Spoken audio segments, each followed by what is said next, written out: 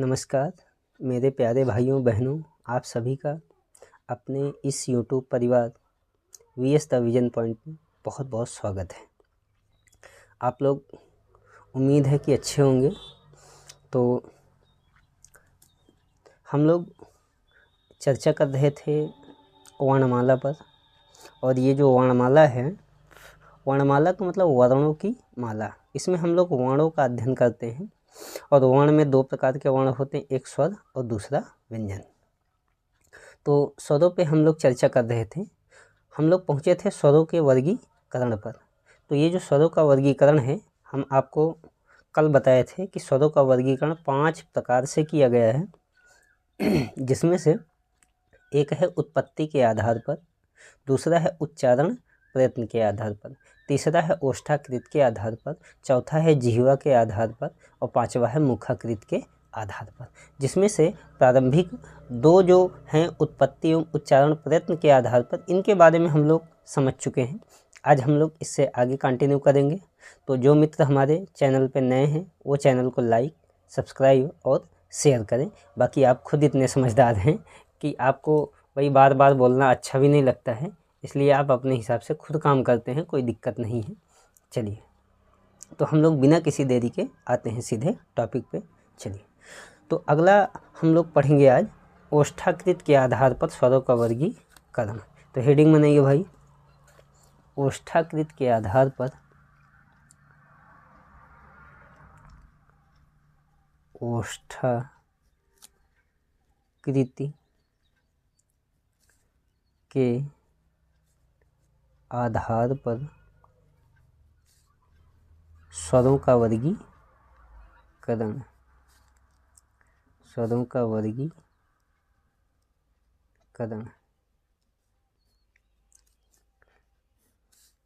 ओष्ठाकृत के आधार पर स्वरों का वर्गीकरण। ठीक है। ए भैया, ओष्ठाकृत का मतलब क्या होता है? तो आप इसको तोड़ दीजिए। जब आप इसको तोड़ेंगे तो खुद पता चलेगा कि आखिर ये होता क्या है। तो ओष्ठाकृत की बात करें तो इसको तोड़ दो भाई। अगर ओष्ठाकृत को तोड़ोगे तो दो भागों में टूटेगा। एक आपका हो जाएगा ओष्ठ और दूसरा हो जाएगा आकृति। बताओ भाई, होगा कि नहीं होगा? बिल्कुल होगा। ओष्ठ का मतलब आप कह सकते हैं ओंठ, या इसी को बोलते हैं होंठ। ठीक है। आकृति का मतलब बनावट। तो होंठों की बनावट के आधार पर स्वरों का वर्गीकरण। अच्छा, अब आप इसको समझिए कि होंठों की बनावट के आधार पर अगर हम स्वरों का वर्गीकरण करें तो होंठों की बनावट के आधार पर ये जो स्वर होते हैं, अगर हम इसकी बात करें तो होंठों की बनावट के आधार पर ये जो स्वर होते हैं, स्वरों का वर्गीकरण दो प्रकार से किया गया है। दो प्रकार से किया गया है। तो होंठों की बनावट के आधार पर स्वरों का वर्गीकरण कितने प्रकार से किया गया भाई? दो प्रकार से। अच्छा, अब ये दो प्रकार कौन कौन है ये हमको समझना है। तो ये जो दो प्रकार हैं, इसमें से जो पहला प्रकार है उसको कहते हैं आवृत्त मुखी स्वर। क्या कहते हैं भाई? आवृत्त मुखी स्वर कहते हैं। जब एक को आवृत्त मुखी स्वर कहते हैं तो दूसरे को क्या कहेंगे? तो दूसरे को हम लोग कहेंगे वृत्त मुखी स्वर। तो एक आवृत्त मुखी स्वर और दूसरा वृत्त मुखी स्वर, ये हो गया। ठीक है। अब एक एक को हम समझते हैं। हेडिंग बनाओ भाई, आवृत्त मुखी स्वर। हेडिंग यहाँ बनाएंगे, आवृत्त मुखी स्वर। इसका मतलब क्या होता है? अगर हम इसको समझने का प्रयास करें तो इसको हम तोड़ेंगे। कैसे भाई? एक तो आ में टूटे गए आ, दूसरा वृत्त, वृत्त, और तीसरा मुखी। ठीक है, तो इसको 3 भागों में हम तोड़ लिए। आ का मतलब होता है नहीं, वृत्त का मतलब होता है गोला, मुखी का मतलब होता है मुख। यानी कि जिन स्वरों का उच्चारण करते समय मुख या होंठ वृत्त के आकार के गोल नहीं होते, उसे कहते हैं आवृत्त मुखी स्वर। यहाँ तक बात समझ में पता भाई? अगर समझ में आ गया है तो आगे बढ़ेंगे। ठीक है, समझ में आ गया। अच्छा, चलते हैं आगे। ये जो आवृत्त मुखी स्वर है, इसी का एक नाम है आवर्तुल स्वर, इसी को बोल देते हैं। तो आवृत्त मुखी स्वर को आवर्तुल स्वर बोलते हैं, या इसी को आवर्तुलाकार स्वर बोलते हैं। इसी को आवर्तुलाकार स्वर भी कहते हैं, या इसी को हम कह सकते हैं आवृत्ताकार स्वर, आवृत्ताकार स्वर। तो ये सब एक ही नाम है, बताओ भाई? सब नाम एक ही है। ठीक है, सबका मतलब एक ही है। अब इसकी हम परिभाषा नोट करते हैं। तो इसकी परिभाषा नोट करिए भाई। जिन स्वरों का उच्चारण करते समय, इसकी परिभाषा को अगर हम नोट करें, परिभाषा, तो इसकी परिभाषा को अगर नोट करें तो लिखिए भाई, जिन स्वरों का उच्चारण करते समय, उच्चारण करते समय, जिन स्वरों का उच्चारण करते समय हमारे ओष्ठ, हमारे ओष्ठ,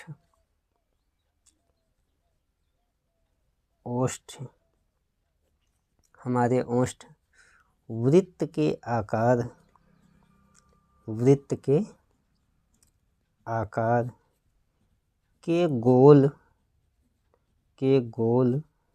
नहीं होते, नहीं होते, गोल नहीं होते, उन्हें आवृत्ताकार, आवृत्ताकार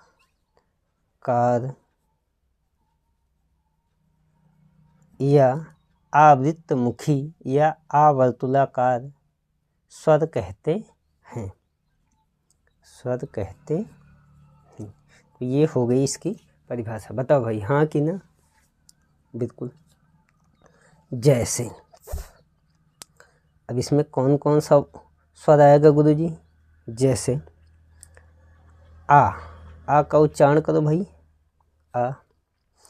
आ बोलोगे तो इसमें हमारे जो होंठ हैं ये वृत्त के आकार के गोल नहीं होते।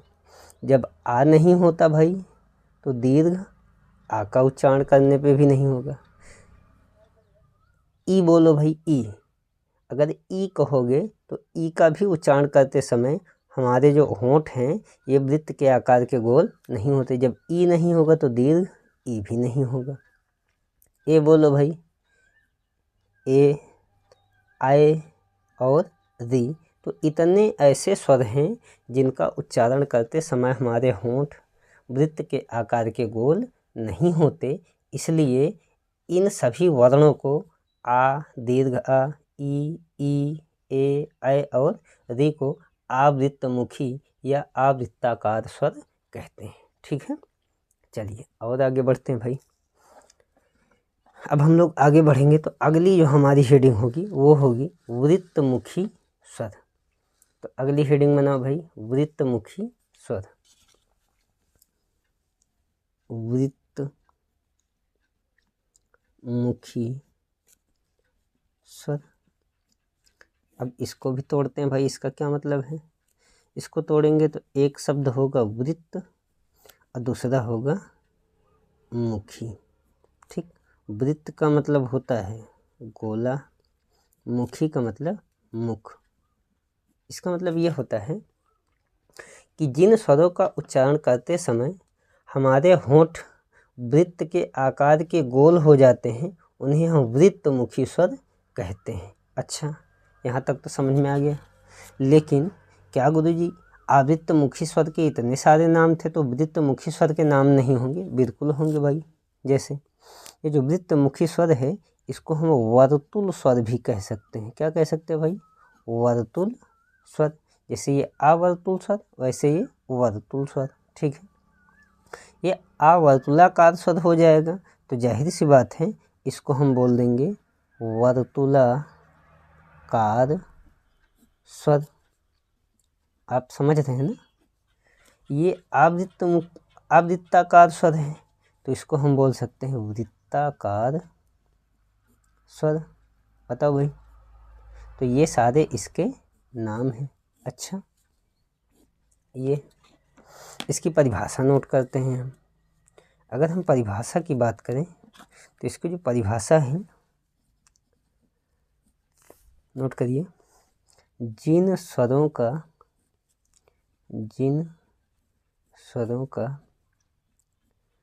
उच्चारण करते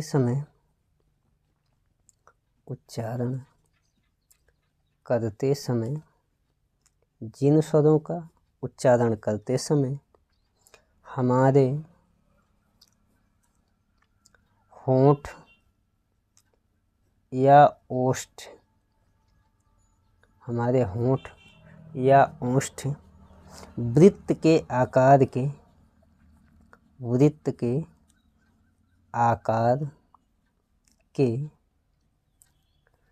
गोल हो जाते हैं उन्हें वृत्ताकार स्वर कहते हैं। जैसे कौन कौन सा स्वर आएगा भाई? जो वृत्तमुखी स्वर का उदाहरण होगा तो बोल के चेक कर लीजिए। जैसे ऊ बोलो, ऊ।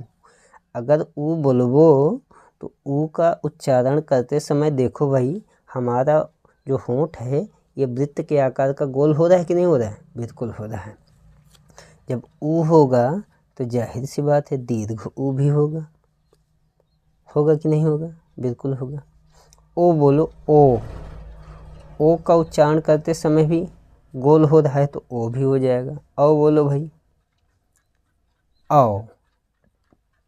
तो देखिए इधर कुल स्वरों की संख्या कितनी है? 11।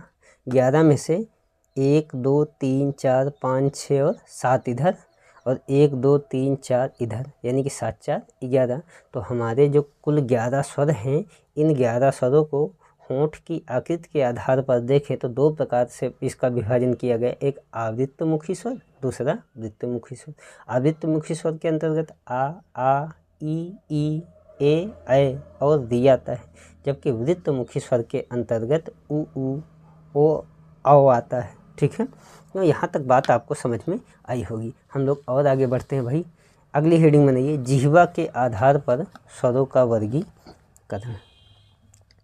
जिह्वा के आधार पर स्वरों का वर्गीकरण। ठीक है, अगर हम जिह्वा के आधार पर, जिह्वा मतलब भैया जीभ, तो जीभ के आधार पर स्वरों के वर्गीकरण की बात करें तो जीभ के आधार पर हमारे जो स्वर होते हैं ये 3 प्रकार के होते हैं। कितने प्रकार के? 3 प्रकार के। तो जिह्वा के आधार पर स्वर कितने प्रकार के होते हैं भाई? 3 प्रकार के। अब ये 3 प्रकार कौन कौन हैं? एक कहलाएगा अग्र स्वर। अच्छा, और दूसरा कहलाएगा पश्च स्वर। एक बात आप बताओ, अग्र और पश्च के बीच में, अग्र मतलब आगे, पश्च मतलब पीछे, आगे और पीछे के बीच में क्या होता है? मध्य होता है। तो तीसरा जो होगा उसको कहेंगे मध्य स्वर। समझ में आया भाई?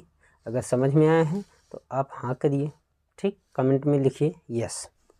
चलिए, तो हम लोग अग्र स्वर की बात कर लेते हैं। हेडिंग बनाइए, अग्र स्वर। अगर हम अग्र स्वर की बात करें तो अग्र का मतलब आगे, यानी कि जिन स्वरों का उच्चारण करते समय जिह्वा का अग्र यानी कि आगे का भाग ऊपर उठता है उसे अग्र स्वर कहते हैं। तो नोट कर लीजिए भाई, जिन स्वरों का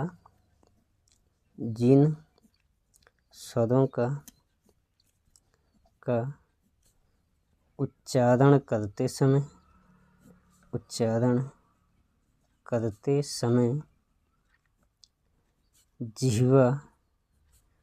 समय जिह्वा यानी कोष्ठक में जीभ, जिह्वा का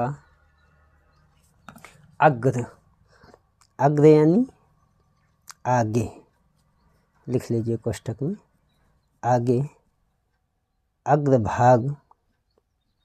भाग ऊपर उठता है उसे अग्र स्वर कहते हैं, अग्र स्वर कहते हैं। एकदम सिंपल परिभाषा है भाई। जिन स्वरों का उच्चारण करते समय जिह्वा यानी जीभ का अग्र यानी आगे का भाग ऊपर उठता है उसे अग्र स्वर कहते हैं। अब बताओ भाई कौन कौन से स्वर अग्र स्वर के उदाहरण हैं, तो नोट करिए। जैसे बोल के खुद प्रयास करिए। ई बोलो, ई, दीर्घ ई बोलो, ई आगे का भाग उठ रहा है कि नहीं, बताओ, कसम से झूठ मत बोलो भाई। ई, ए बोलो, ए, आय बोलो, आय। ठीक है, तो ई, ए, आय ये अग्र स्वर के उदाहरण हैं। और आगे बढ़ते हैं। अगला है भाई मध्य स्वर। हेडिंग बनाइए, अग्र स्वर के बाद दूसरा है मध्य स्वर। मध्य स्वर क्या होता है, परिभाषा नोट करिए। जिन स्वरों का उच्चारण करते समय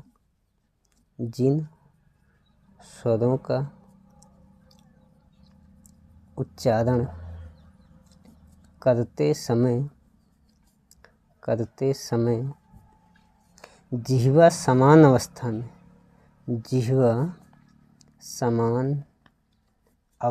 में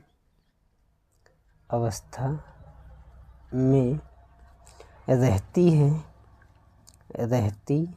है उसे मध्य स्वर कहते हैं। बताओ भाई, मध्य स्वर कहते हैं। इसमें कौन कौन सा स्वर आएगा भाई, तो नोट करिए। इसमें केवल एक ही स्वर आएगा, जैसे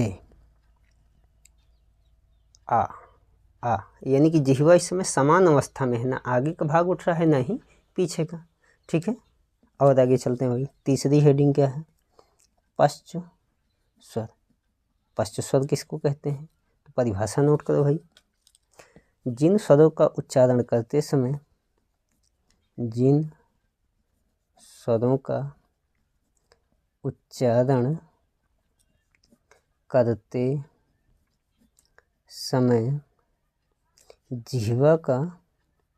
जिह्वा यानी जीभ, जिह्वा का पश्च यानी पीछे, पश्च भाग ऊपर उठता है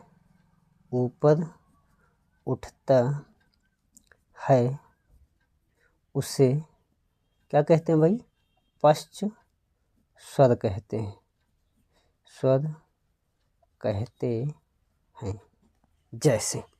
जैसे में इसमें क्या क्या आएगा भाई, अगर जैसे की बात करें तो इसमें दीर्घ आ आएगा।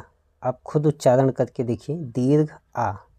और क्या आएगा, ऊ आएगा, बिल्कुल आएगा। दीर्घ ऊ आएगा, जब ऊ है तो दीर्घ हो तो आने ही आना है। ओ आएगा, तो औ कहाँ जाएगा भाई, औ भी आएगा।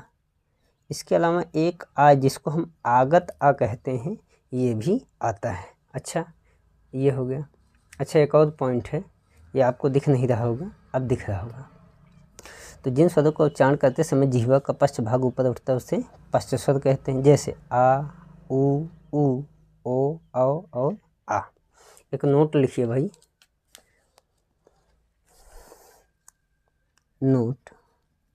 जिह्वा के आधार पर